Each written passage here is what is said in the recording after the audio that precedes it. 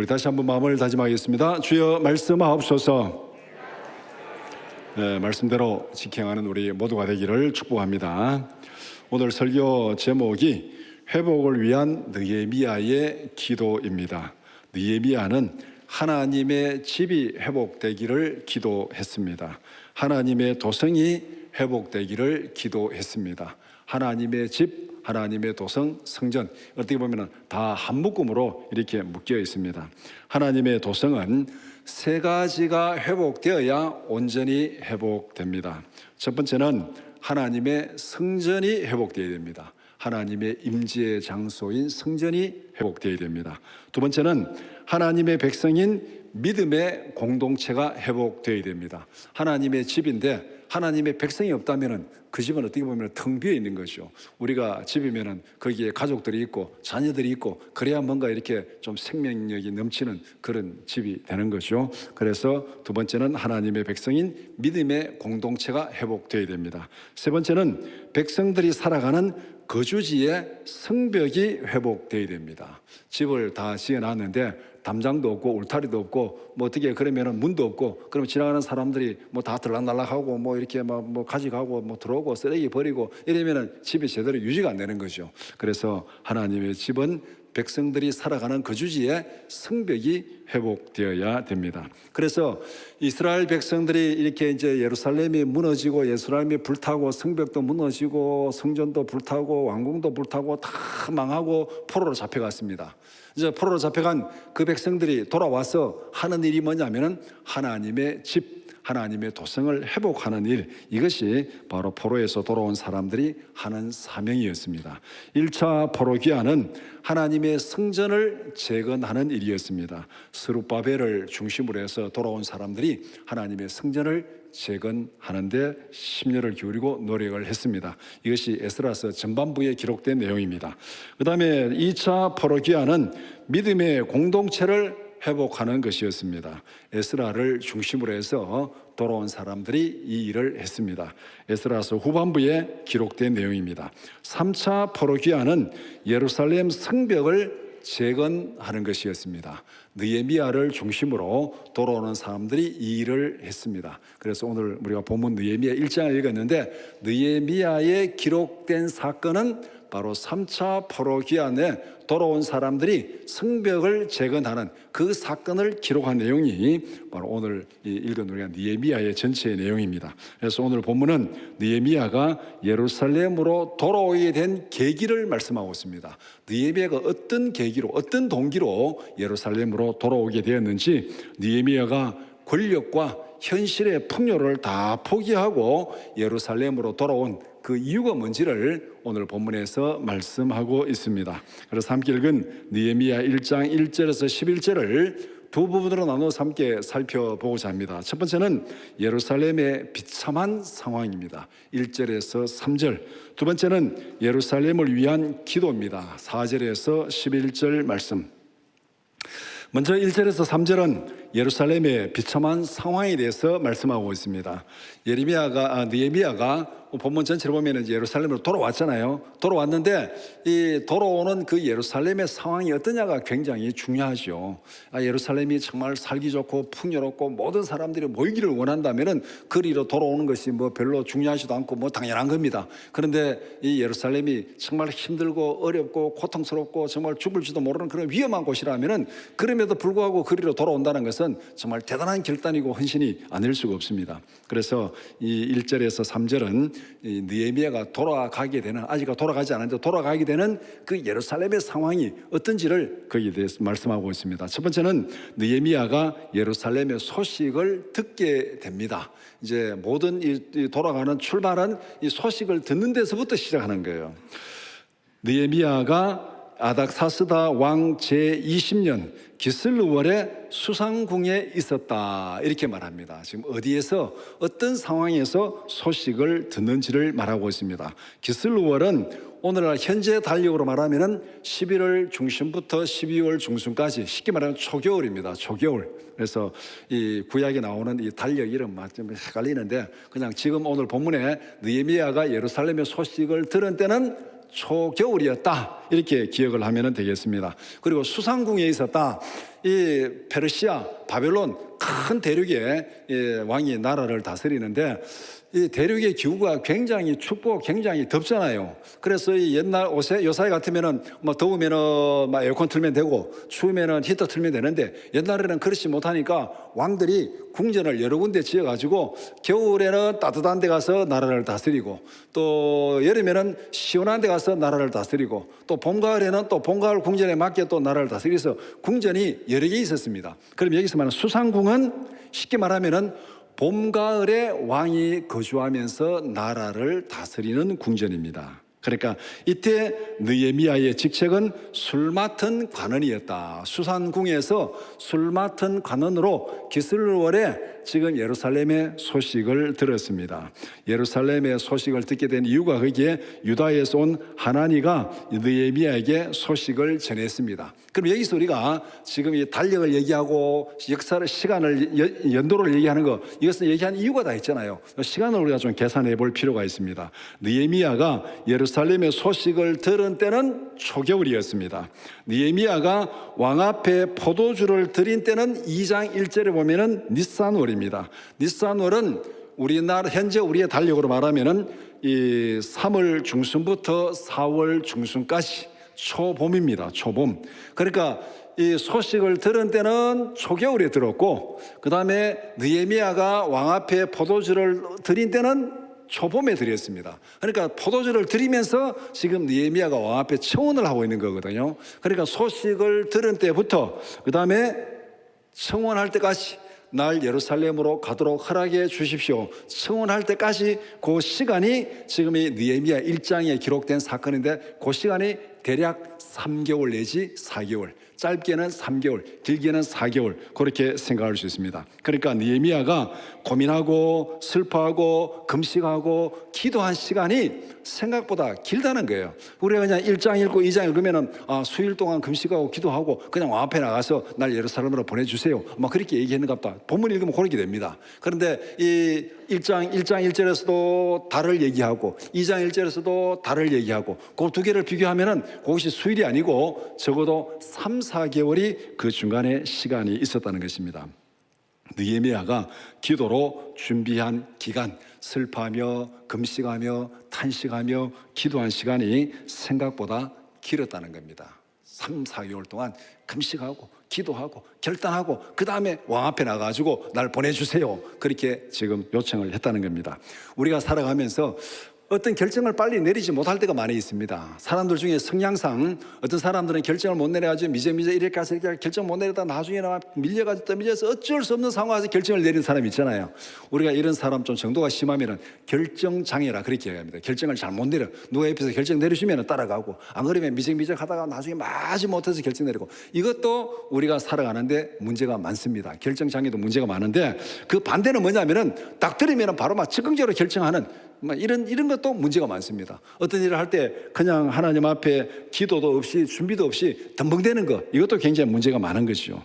느헤미야는 정말 중요한 결정을 하고 행동하기 전에 적어도 충분히 기도하고 점검하고 결단하고 하나님 앞에 은혜를 호소하는 3, 4개월의 기도의 시간을 가졌다는 것, 그것을 지금 1절, 2절에서 말씀하고 있습니다.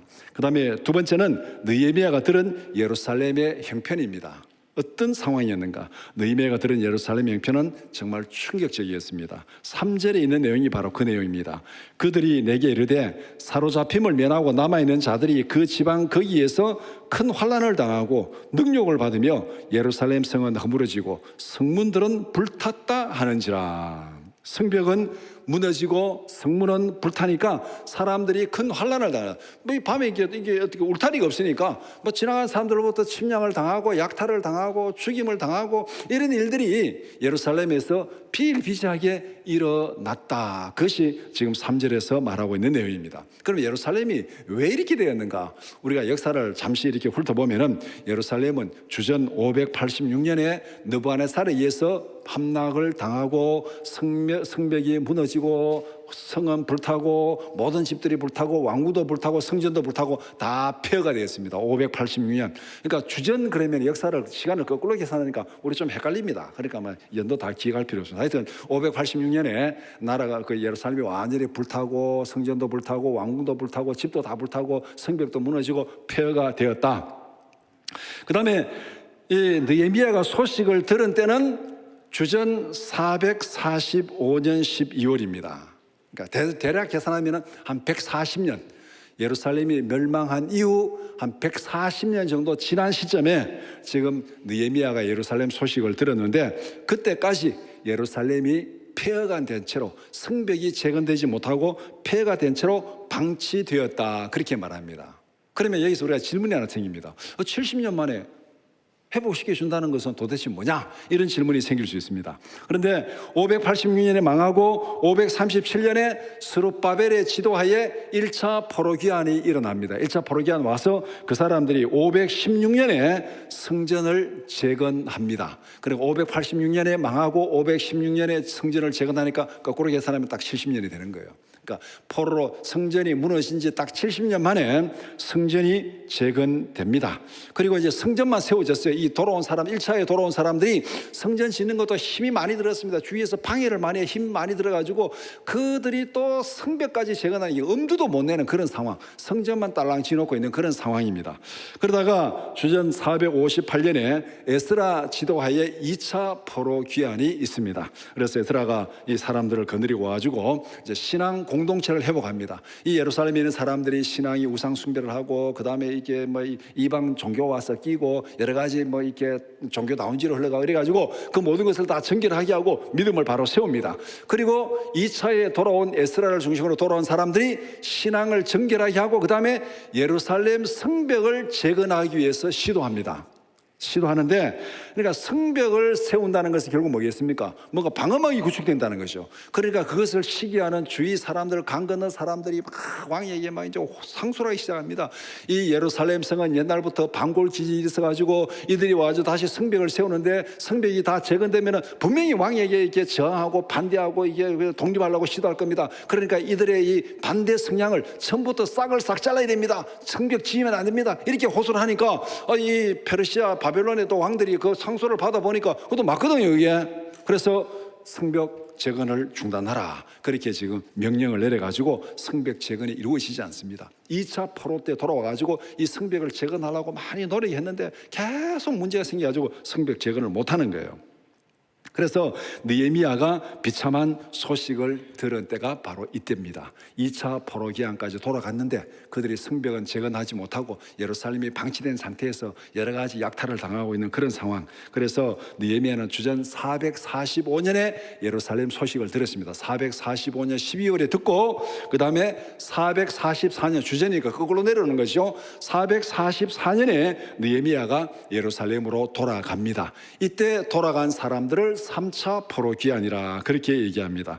이들은 돌아가서 예루살렘 성벽을 재건합니다. 그 내용이 느헤미야에서 다 기록되어 있습니다. 어떻게 느헤미야가 성벽을 재건했는지를 그렇게 말씀하고 있습니다. 그런데 느헤미야가 정말 비참한 예루살렘으로 돌아가는 결단을 내리는 거, 이거 정말 쉬운 일이 아니죠. 정말 지금 느헤미야는 여기서 지금 이 술 맡은 관원으로서 고위 관직에 있고 권력을 누리고 있고 그 다음에 이 물질의 풍요, 삶의 풍요를 누리고 있는데 이 모든 거 다 내려놓고 이 정말 폐허가 된, 자기가 듣고 정말 폐허가 된 그 예루살렘으로 돌아가기로 결단하는 거, 이거 정말 쉬운 게 아니에요. 느헤미야가 예루살렘에 태어나서 지금 이렇게 바벨론으로 페르시아로 온 거 아닙니다. 느헤미야는 길게 보면 120년, 짧게 보면 80년, 지금 바벨론 페르시아에서 태어난 사람이에요. 거기서 태어나서 어떻게 보면 이민 3세, 이민 2세 이런 사람들. 그러니까 정말 예루살렘은 자기의 고국이지만 거기는 아무런 터전이 없고 거기에 경험이 없습니다. 그런데 그것도 살기도 좋은 것도 아니고 지금 폐허가 돼가지고 정말 죽을 줄도 모르는 거기에 지금 내가 다시 돌아가야겠다,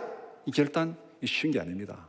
그러니까 3차 포로까지 돌아오는데도 사람들이 돌아오지 않았고 그 바벨론 페르시아 주저앉아 사는 사람들이 숫자적으로 말하면 훨씬 더 많았습니다.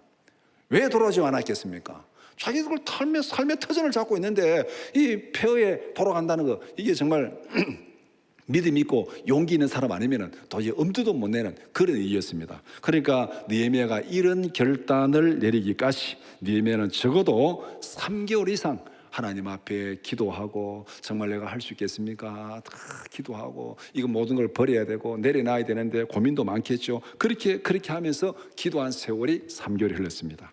비참한 상황에 대한 느헤미야의 기도 준비의 시간이 바로 지금 1절에서 3절까지 말하고 있는 내용입니다. 그런데 여기서 말하는 핵심이 뭡니까? 예루살렘은 비참하다.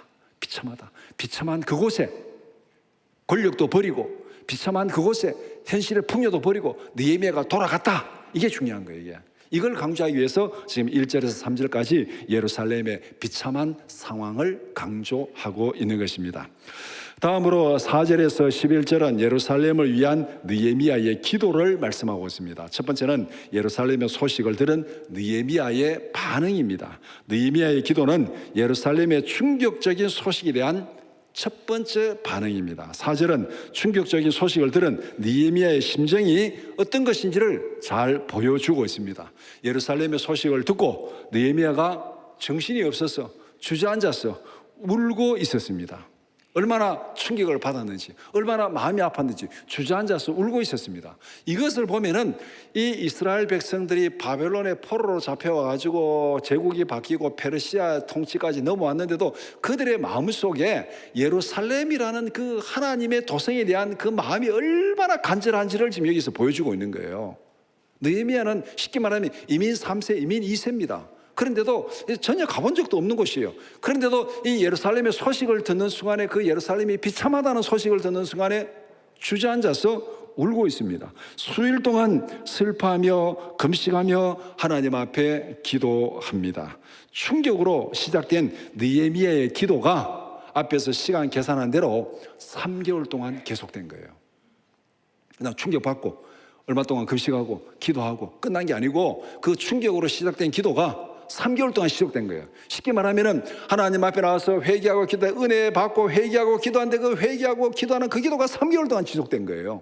이게 지금 1장에서 말하고 있는 느헤미야의 기도입니다. 그래서 앞에서 말한 대로 이 느헤미야가 지금 이렇게 이 봄궁전 아래 있는 거죠. 수상궁에. 어떻게 보면 이때가 왕이 없을 때입니다. 왕이 없을 때.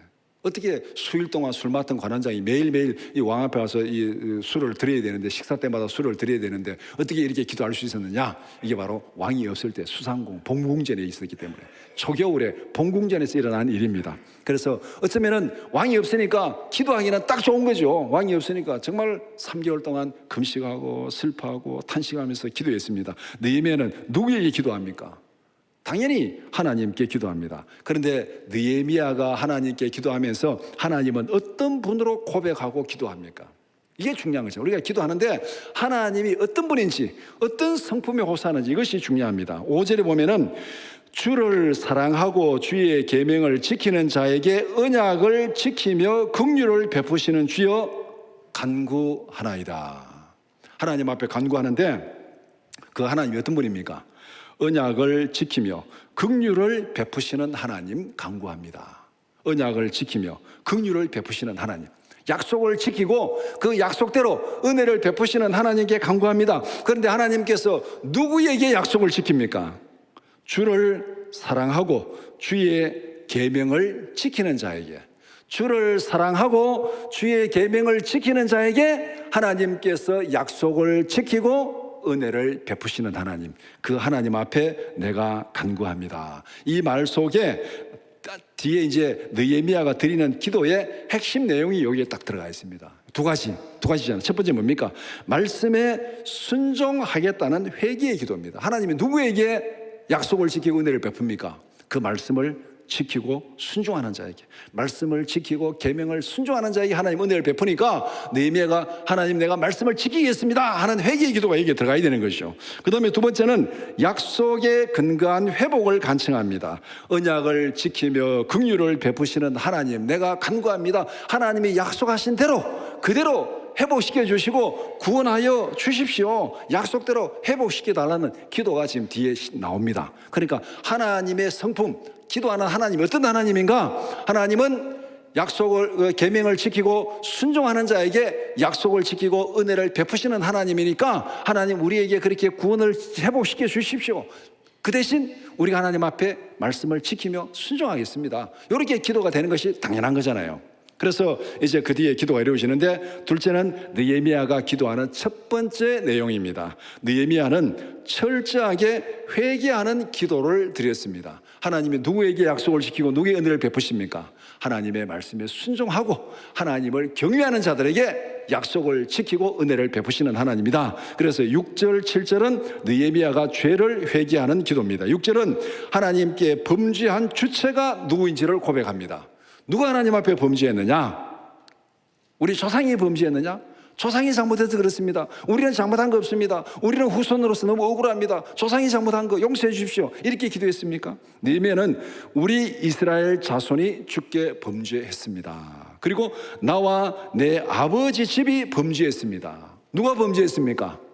나와 내 아버지 집이, 나와 이스라엘 백성이 하나님 앞에 범죄했습니다. 느헤미야는 자신을 포함한 이스라엘 공동체 전체의 죄를 자복합니다. 회개하면서 하나님, 나는 아닌데 저 사람이 잘못했고 다른 사람이 잘못했는데 내가 이렇게 억울하게 있는데 하나님 용서해 주세요. 이렇게 기도한 게 아니라는 거예요.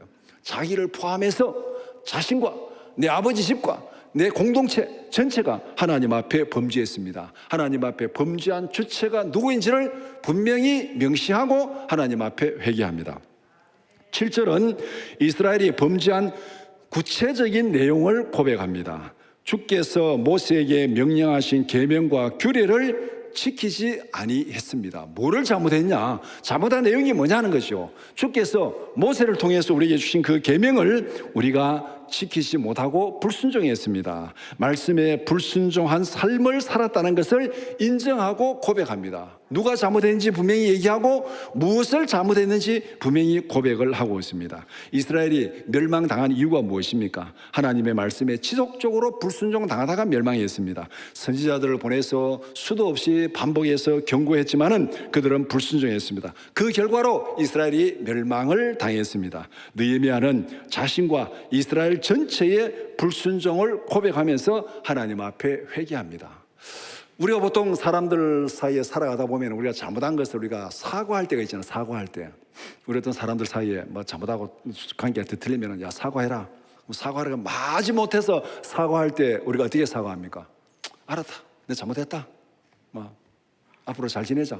그러면 사과받는 사람이 뭐 잘못했는데 얘기해봐라.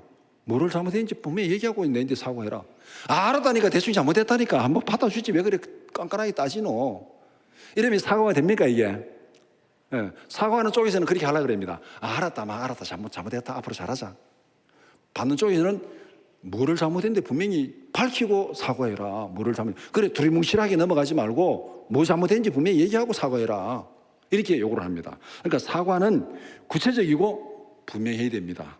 누가 누구에게 무엇을 잘못했는지 고백하고 용서를 구하는 겁니다. 내가 너에게 어떤 일을 잘못했다, 그 구체적으로 딱 얘기하고 사과할 때 그게 진짜 사과예요. 근데 요새 신문에 보면은 뭐 정치인들이 또 모두 사과할 때 보면은 뭐 누가 그런 뭐 어때, 뭐 그냥 국민들 앞에 죄송합니다 하고 끝나잖아요.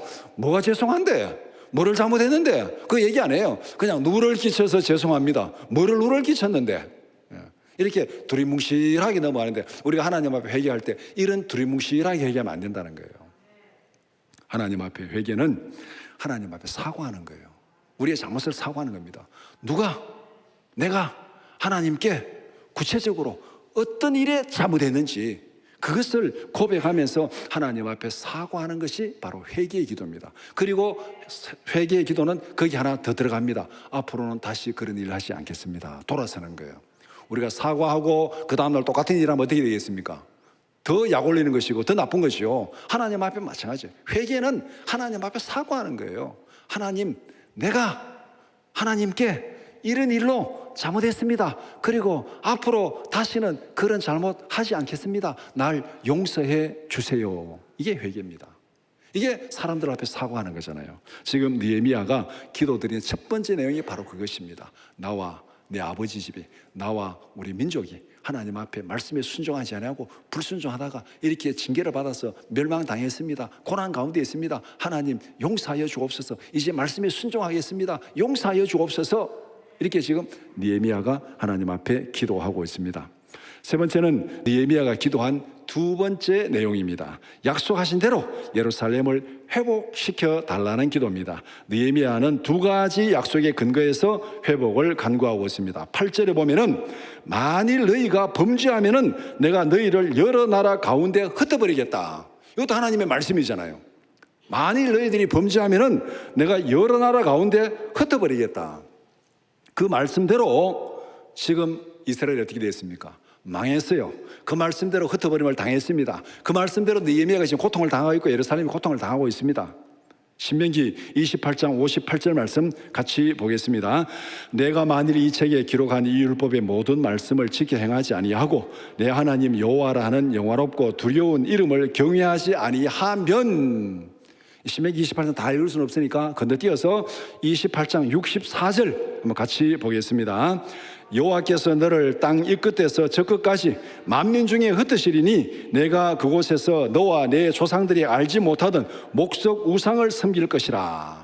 이스라엘은 하나님의 경고대로 심판을 받아서 지금 멸망을 당하고 흩어져 있습니다. 너희는 이것을 하나님 앞에 지금 얘기하는 거예요.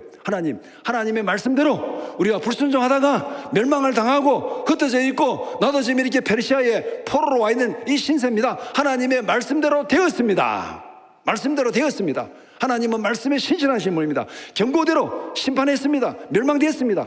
우리가 이렇게 멸망당했습니다.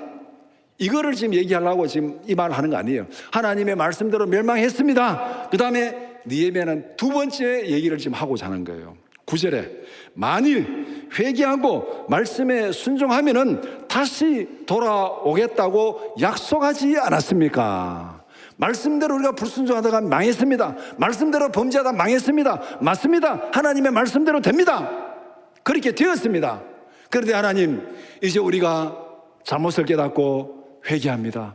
용서하여 주시옵소서. 하나님 약속하신 대로 회개하고 잘못해서 돌이키면 용서한다고 약속했지 않습니까? 그 약속에 근거해서 우리를 회복시켜 주시고 구원하여 주옵소서. 그 내용이 9절에 있는 내용입니다. 9절에 있는 내용. 역대하 7장 14절 말씀 같이 보겠습니다. 내 이름으로 일컫는 내 백성이 그들의 악한 길에서 떠나 스스로 낮추고 기도하여 내 얼굴을 찾으면 내가 하늘에서 듣고 그들의 죄를 사하고 그들의 땅을 고칠지라. 그래서 느헤미야가 지금 9절 8절 9절 하나님의 약속을 말씀하면서, 하나님 우리가 잘못해서 망했고 흩어졌고 고난을 당합니다. 하나님 회개합니다. 회개하면은 하나님이 들으시고 용서하시고 돌아오게 하시고 회복시켜 주신다고 말씀해 싸우니까 약속대로 우리를 긍휼히 여기시고 회복시켜 주시옵소서. 그래서 이 두 가지 기도가 합쳐가지고 11절의 기도가 바로 이것입니다.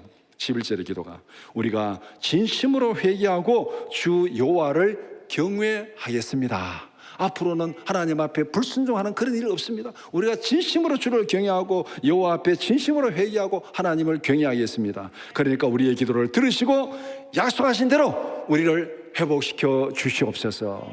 비록 잘못하고 범죄해서 멸망당해서 포로로 잡혀갔다 할지라도 거기에서 잘못을 깨닫고 회개하고 돌이키면 다시 돌아오겠다고 하나님 약속했지 않습니까? 우리가 그 약속대로 하나님 회개합니다. 우리를 용서하시고 그 약속대로 우리를 회복시켜 주십시오. 이것이 지금 느헤미야가 11절까지 기도하는 내용입니다.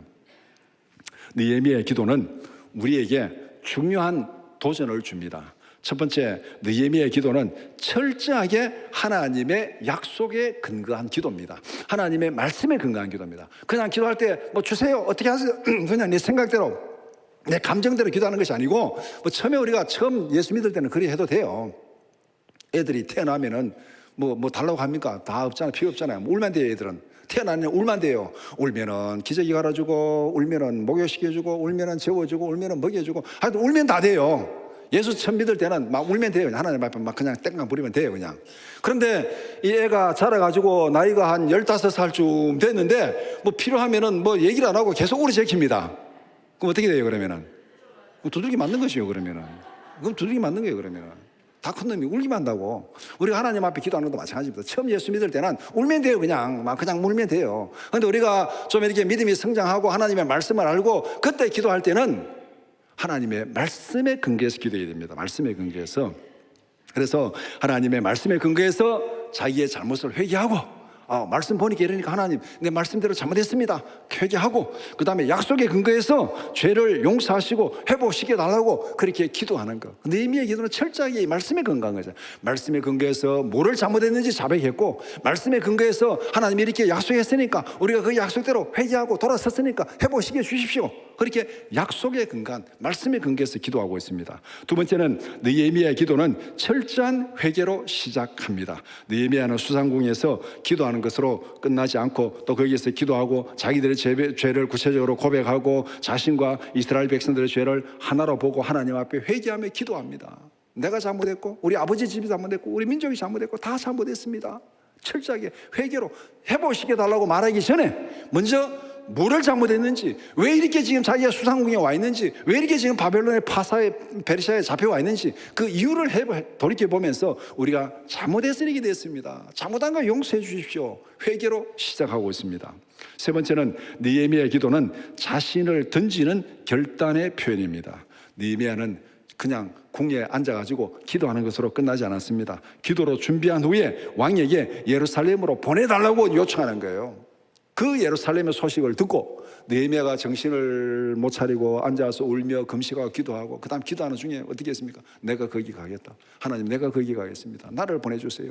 예루살렘 성이, 하나님의 집이, 하나님의 도성이 이렇게 무너져가지고 약탈을 당하고 있는데 하나님 그 회복시켜 주셔야 되지 않겠습니까? 회개합니다, 하나님 회복시켜 주세요, 그리고 나를 거기에 보내주세요, 내가 거기 가서 그거 회복하겠습니다.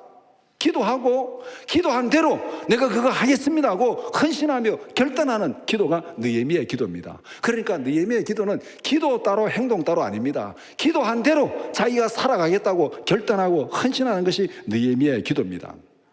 2장 1절에 보면은 지금 느헤미야가 지금 이게 보내달라고 왕 앞에 요청을 하는데, 아닥사스도 왕 앞에 요청하는데, 이 요청은 굉장히 어렵고 힘든 요청입니다.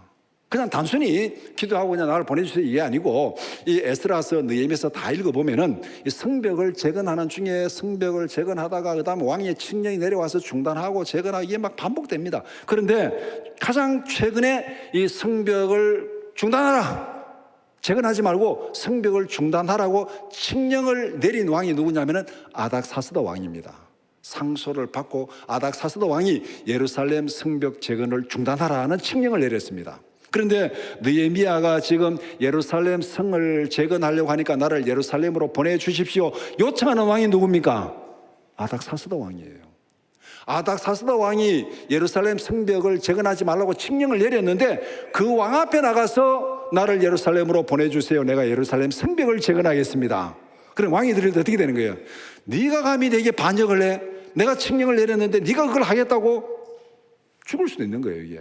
이게 지금 왕의 칙령을 거역하는 일이기 때문에 굉장히 어렵고 위험한 일입니다. 죽음을 각오한 거예요. 그러니까 느헤미야는 성벽 재건을 위해서 생명을 던지기로 각오한 거예요.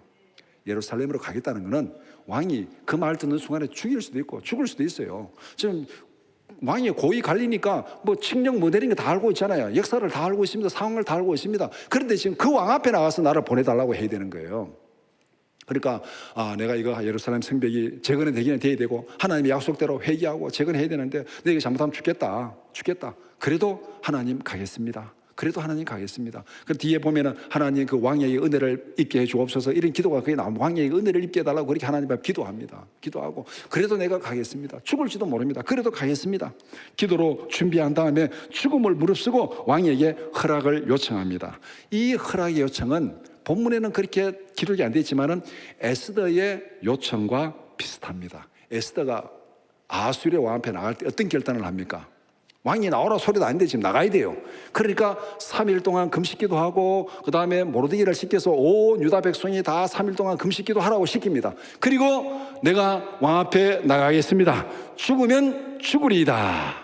그 결단의 기도가 어떻게 보면 느헤미야의 기도도 똑같습니다. 느헤미야는 3개월 동안 그렇게 기도하고 내가 죽으면 죽으리이다, 나는 예루살렘으로 가겠습니다, 그렇게 지금 요청을 하고 있는 거예요. 그러니까 느헤미야 기도는 단순한 기도가 아니었습니다. 3개월 동안 생명을 던지겠다는 결의를 다짐하고 헌신을 다짐하는 그런 기도가 3개월 동안 느헤미야의 기도였고, 느헤미야는 3개월 동안 기도한 대로 그대로 왕 앞에 나가서 행동하고 요청하고 기도한 대로 실천하는 그 모습을 보여주고 있습니다.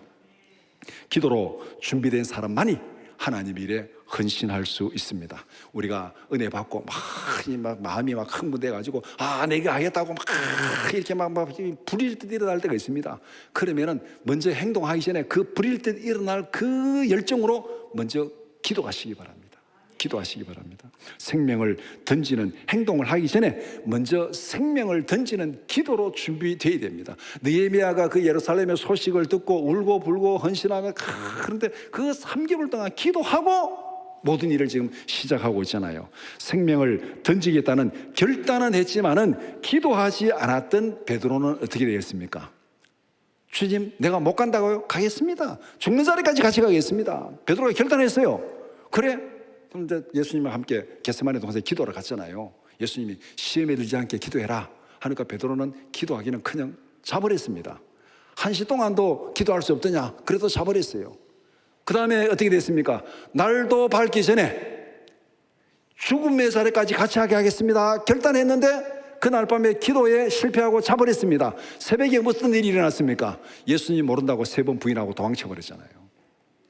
생명을 던지겠다고 결단했는데 기도로 준비하지 못하니까 처참하게 실패하는 거예요. 생명을 던지는 기도로 준비한 느헤미야는 어떻게 됐습니까? 죽을지도 모르는 상황에서도 왕의 은혜를 입고 예루살렘으로 가서 성벽을 재건했습니다.